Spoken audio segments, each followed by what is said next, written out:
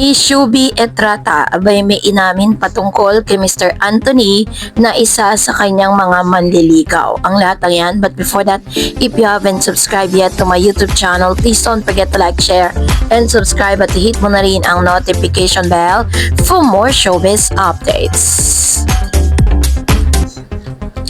Bago tayo of course magpatuloy sa ating updates for today's video, nais kong pasalamatan kayo for always watching and trusting this channel. Thank you so much sa inyong palagiang panonood at palagiang pagsubaybay sa mga updates po natin. Maraming salamat po. At ngayong araw, let's congratulate Miss Shubi Etrata sapagkat kabi-kabilaan ang ilan sa kanyang mga endorsement.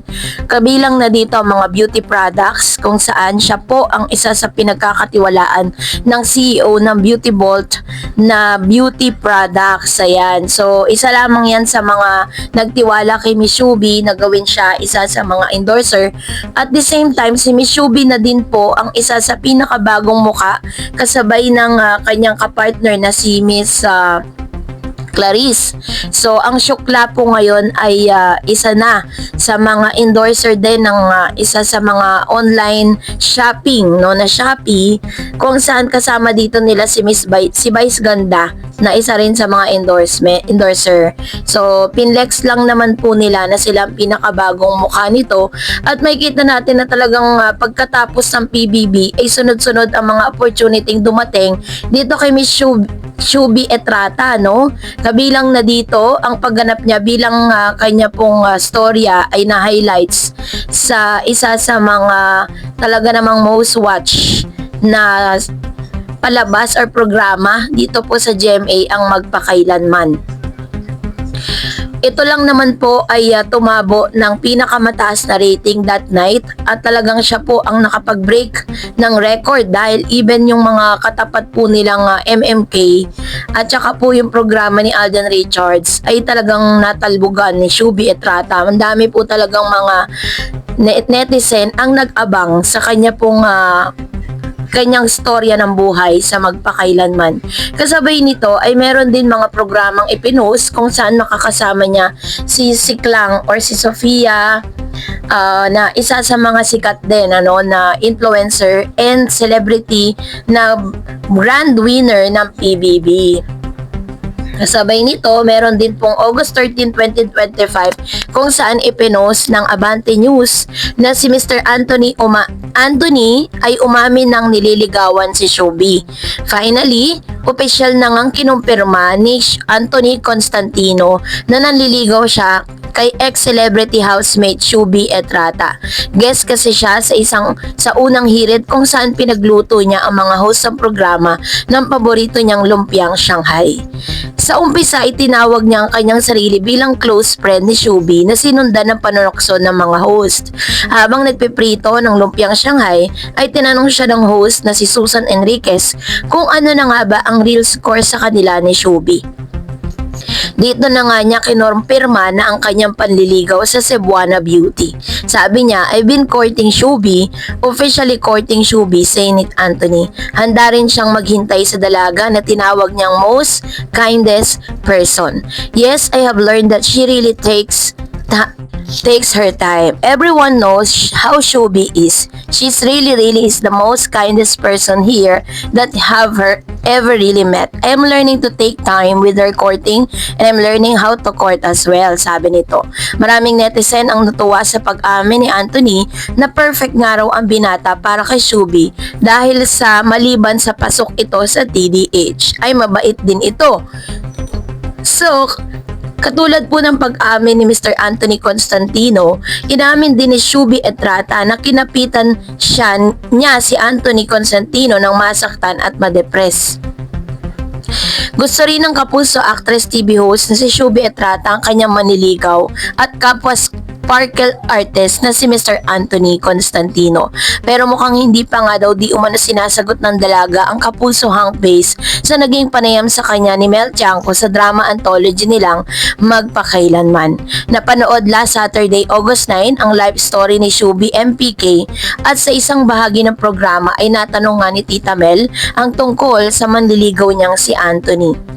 In fairness, kahit hindi pa officially na magjowa, ang dalawa ay talagang siniship na sila sa kanilang mga fans kasabay ng hiling na sana'y pagsamahin na sila sa isang acting project. Tinanong ni Tita Mel si Shubi kung kamusta na ba ang lagay ng puso niya ngayon at nabanggit nga si Anthony. Tugon ng aktres, hala bakit may Anthony Charis? Sabi niya, si Anthony manliligaw po, manliligaw. Okay naman po siya, sabi niya. Sa panandalaga, feeling na grateful talaga siya sa pagdating ni Mr. Anthony Constantino sa kanyang buhay.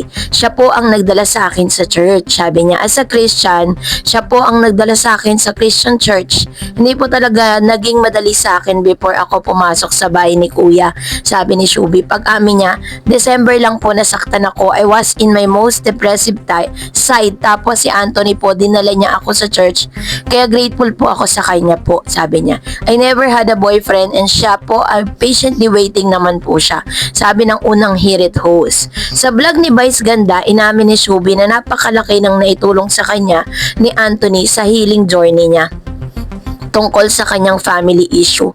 Mabait mo talaga si Anthony. Noong time naman na feeling ko kasi hindi lang friends yung makatutulong sa akin, it's also God. Yung pagpapadala niya sa akin sa church, ang laking bagay kasi minsan nung Sunday, I would rather just rest. Yung time na minimake effort niya talaga ako para dalhin doon, sabi niya. So, ganito nga ang ilan sa mga pagbanggit ni Miss Shubi Etrata patungkol sa kanyang manliligaw na si Mr. Anthony Constantino. Inamin niya dito na si Anthony ang naging constant friend niya. Maliban dito po sa isang ex-housemate niya na kasama niya ngayon sa condominium, ay ito rin ang lalaki na kung saan sinamahan po siya sa mga panahon na siya po ay depressed. At isa rin sa malaking pag-amin na ginawa ni Miss Shubi Etrata kung saan idinitalya niya kung paano po niya siya sinamahan ni Anthony Constantino nang siya po ay umuwi sa Cebu. Ito po ay inilahad noong July 18, 2025 ng GMA Integrated News. Si Shubi Etrata na isang sparkle star at dating housemate sa Pinoy Big Brother ay nagpunta sa Bantayan Island sa Cebu para makasama ang kanyang pamilya. Kasama niya rito ang kanyang TDH na nangangahulugang tall, dark and handsome na si Mr. Anthony Constantino. Ayon sa ulat ni Aubrey Carampel sa 24 Oras, bagamat abala sa kanyang trabaho, ang pinangangalagaan niya ang relasyon niya sa pamilya.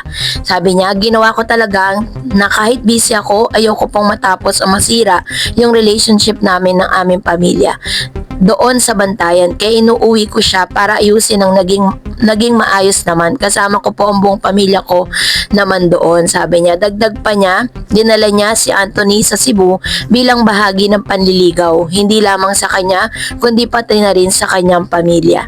So, yung ginawa po ni Miss Shubi Etrata is kabilang yan sa kanilang kultura. So, parang formally, pinakilala niya ito sa kanyang mga magulang na si Mr. Anthony nga ang kanyang manliligaw. Sabi niya, kasama ko po si Anthony sa Bantayan kasi nanligaw din siya sa buong pamilya doon. So walang katapusang panliligaw to, magsisisi siya, wika niya na may halakhak. So ganito nga po talaga katindi, no? Baga para may kita mo na si Miss Shubi Etrata is isang halimbawa ng isang dalagang Pilipina na kung saan talagang pinaiiral niya pa rin ang kultura ng pagiging isang Pilipina, and isa rin sa mga hinahangaan patungkol kay Shubi na siya po yung tipo ng Gen Z na hindi siya basta-basta sinusuko yung kanyang sarili. Yun po yung kanyang mga sinasabi sa kanyang interview na hindi po siya parang ibibigay niya lang daw yung kanyang sarili dun sa taong kanyang pakakasalan. Yun po yung kanyang mga sinabi sa interview niya. Kaya naman marami talagang nilulook up si Shubi Etrata. Hindi lang po siya maganda, at the same time, talagang masasabi mong may utak. Kaya nga sabi ng ilang mga fans si Shubi, bakit daw hindi itry ni Shubi na pumasok din sa mundo ng beauty con, no? Sa mga beauty contest, maging isa siya sa mga binibining Pilipinas, diba? Kasi makikita niyo po sa itsura niya na bagay naman siya. She has the look, and also meron din naman siyang brain, di ba? Beauty and brain talaga siya. Kaya naman marami pong humahanga ngayon kay Shubi Etrata at talagang matunog ang pangalan niya. Kaya nga sinasabi ng ilan na si Shubi ang isa sa pinakabagong paborito ng GMA Sparkle. And that's it for today. For more videos and updates, please don't forget to like, share, and subscribe at i-hit mo na rin ang bell. And please don't forget to follow my Facebook page, Dar Eds TV. God bless everyone.